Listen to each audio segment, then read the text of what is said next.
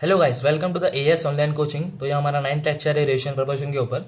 तो स्टार्ट करते हैं आज का पहला क्वेश्चन। तो आज का पहला क्वेश्चन क्या बोल रहा है कि in a mixture of 84 litre the ratio of milk and water is 2:3।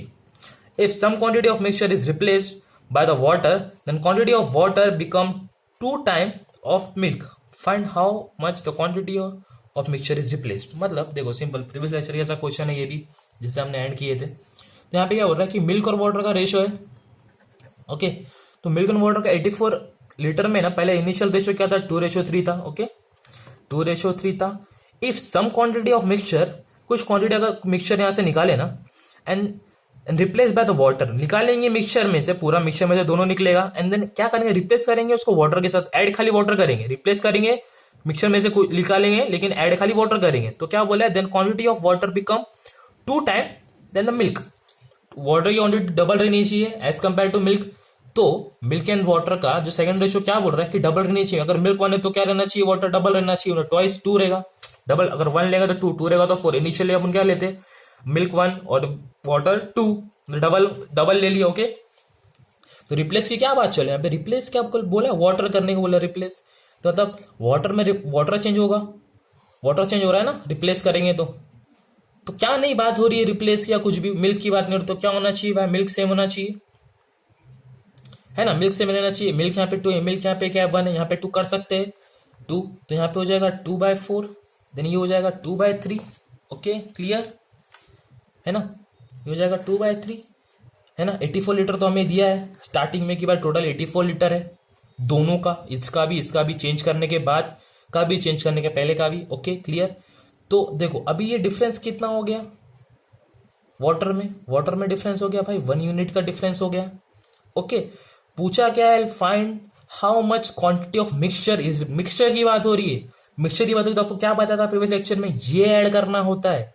Okay, mixture अगर ये बोलता ना how much percentage of water is replace, तो इनिशियल ऐड करते आपको डिफरेंस बताया था मैंने प्रीवियस लेक्चर के एंडिंग में। अगर नहीं देखा तो जाके देख लो प्रीवियस लेक्चर का एंडिंग, वहां पे मैंने आपको सॉर्टेड तरीके से बताया था, है ना। यहाँ पे क्या पूछा, मिक्सचर पूछा, यही मिक्सचर पूछेगा आपको। तो मिक्सचर में हमें क्या ऐड करना पड़ता है, ये ऐड करना पड़ेगा। तो 6 यूनिट आ गया, 6 यूनिट टोटल क्या है दोनों 6 यूनिट का, इसका भी क्या है 84 लीटर है ना। तो अगर 6 यूनिट का टोटल 84 होता है तो 1 यूनिट कितना है ना, फॉर 1 यूनिट। तो हमें पता है 84 डिवाइड बाय 6 करेंगे तो 1 यूनिट का वैल्यू निकल जाएगी। 1 यूनिट की वैल्यू क्या आएगी यहाँ पे आएगी 14। डिफरेंस क्या है, 1 यूनिट का डिफरेंस है ना, देखो डिफरेंस 1 यूनिट का डिफरेंस है, तो आंसर क्या है 14। क्लियर। यहाँ पे रहता 2 यूनिट का डिफरेंस, 2 × 14 करते थे 28 आता था। क्लियर। अब यहाँ पे डिफरेंस भी 1 यूनिट का ही, 64 का 84 होता है, 64 यूनिट 84 लीटर होता है। 1 यूनिट का डिफरेंस निकालो क्या आता है 14 आता है, 16 1 जा 16 14 जा। क्लियर।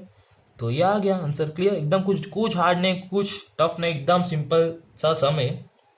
Okay clear. अब आते हैं नेक्स्ट सम पे। तो नेक्स्ट सम क्या बोलता है, there are the 3 kind of books in the library.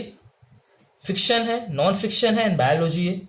The ratio of fiction non fiction is 3:2 is 3, the ratio of 3:2 है।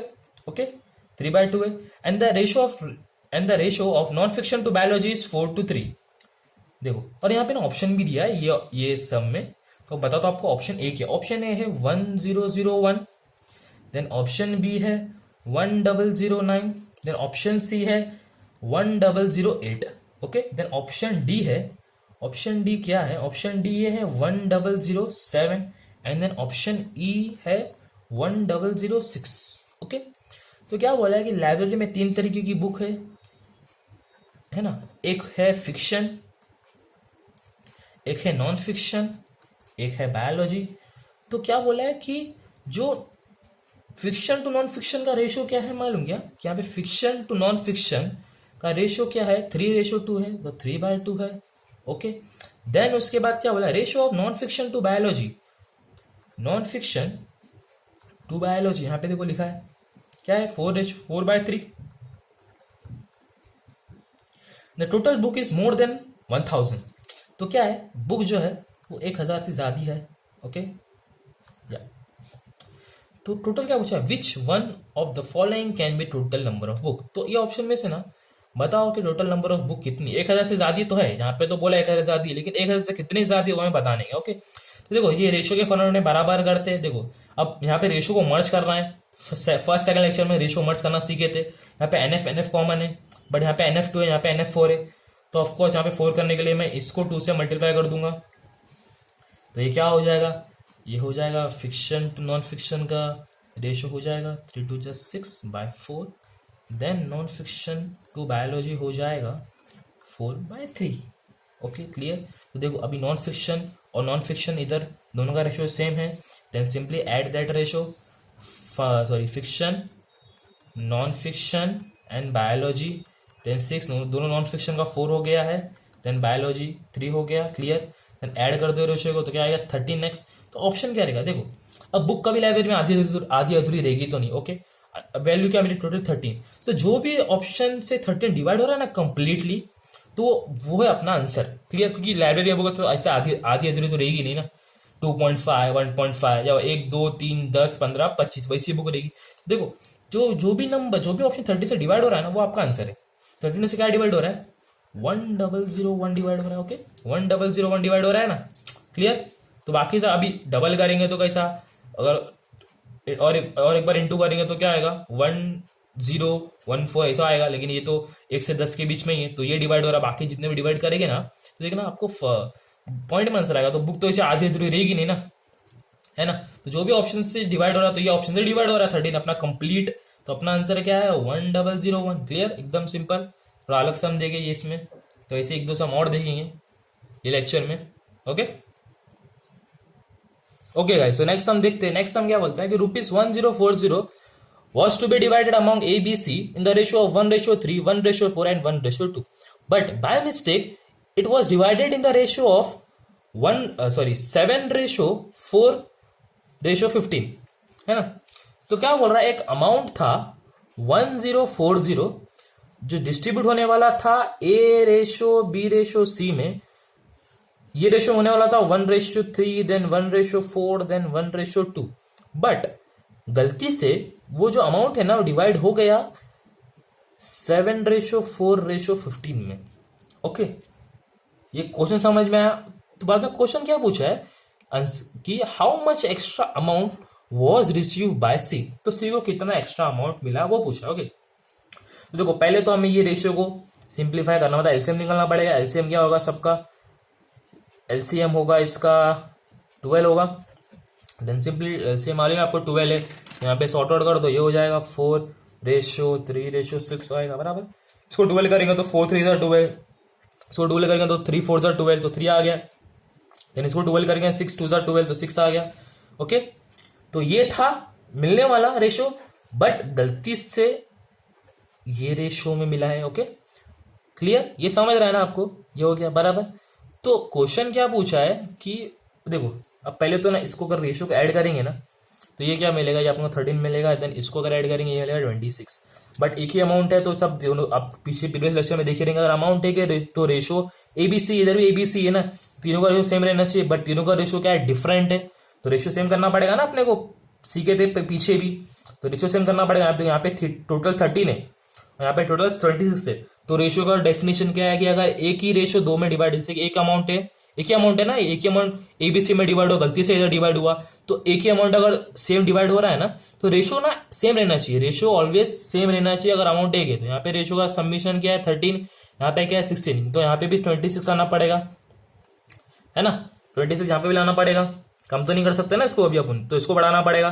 तो इसको क्या इंटू 2 करेंगे ना, अगर इसको पूरे को तो 26 हो जाएगा ना, डबल करेंगे 26 हो जाएगा, डबल करेंगे तो इसको पूरे को अपन क्या करते हैं इंटू 2 करते हैं, तो ये हो जाएगा 8 रेशो 3 2 6 हो जाएगा, देन 4 2 8, 3 2 6, देन 6 2 12, देन ऐड करो इसको तो ये हो जाएगा 26, तो ये भी 26 है अभी तक।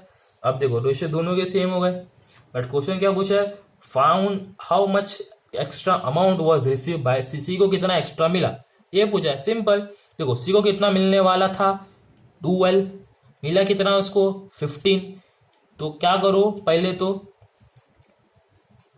तो सबसे पहले ये कर सकते हैं 26 है, 26x अपने को मालूम है दोनों का टोटल है, तो इक्वल्स टू टोटल अमाउंट ले लो, है ना। x की वैल्यू यहाँ से मिल जाएगी अपने को, पहले x की वैल्यू ढूंढ लो। x की वैल्यू क्या है, x की वैल्यू हो जाएगी 1040 डिवाइड बाई 26, तो x की वैल्यू आ जाएगी 40, एक्स की वैल्यू आ गई 40। तो अभी डिफरेंस पूछा अपने को, सिंपल एक्स की वैल्यू तो अपने को मिल गई यहाँ पे 12, यहाँ पे 15। डिफरेंस कितने का है? 3 का डिफरेंस है। डिफरेंस 3 का है ना। 15x गलती से मिला, 15x मिलने वाला था 12, है ना। तो इसको डिफरेंस कितना है? 3x का डिफरेंस है।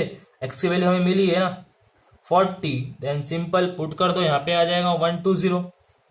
तो सी का एक्स्ट्रा अमाउंट जो है वो है 120। सिंपल, क्लियर, कुछ डिफिकल्ट नहीं। इसे सब हम बहुत करते आए हैं, तो मेरे ख्याल से आपको डिफिकल्ट तो लगेगा नहीं। ये तो ऐसा एक और सब करते जिससे जो ये कॉन्सेप्ट जो भी डाउट रहेगा यहाँ पे वो क्लियर हो जाएगा यहाँ पे। ओके, तो चलो नेक्स्ट सम देखते हैं। नेक्स्ट सम क्या बोलता है? The sum of money was to be divided among A B and C in the ratio of 1:4, 1:6 and 1:3, है ना। But by mistake it was divided in the ratio of 7:8:12। तो यहाँ पे क्या पूछा है? बताओ बी रिसीव ₹400 एक्स्ट्रा, बी को 400 रुपए एक्स्ट्रा मिला ड्यू टू दिस, ये गलती की वजह से। तो बताओ टोटल अमाउंट क्या थी जो डिस्ट्रीब्यूट होने वाली थी। देखो यहाँ पे थोड़ा अलग है, यहाँ पे अमाउंट दिया था हमें, है ना। यहाँ पे अमाउंट दिया था, यहाँ पे पूछा था कि सी को कितना एक्स्ट्रा अमाउंट मिला, बट यहाँ पे क्या बोला है कि बी का एक्स्ट्रा अमाउंट दे दिया है। बी को 400 एक्स्ट्रा मिले गलती से।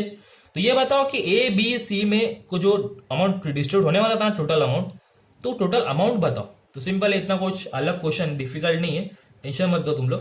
देखो यहाँ पे क्या है, A ratio B ratio C divide होने वाला था पैसा तीनों में, कितने में होने वाला था? 1:4 में होने वाला था, देन 1:6 में होने वाला था, देन 1:3 में होने वाला था। बट हुआ कैसा गलती से?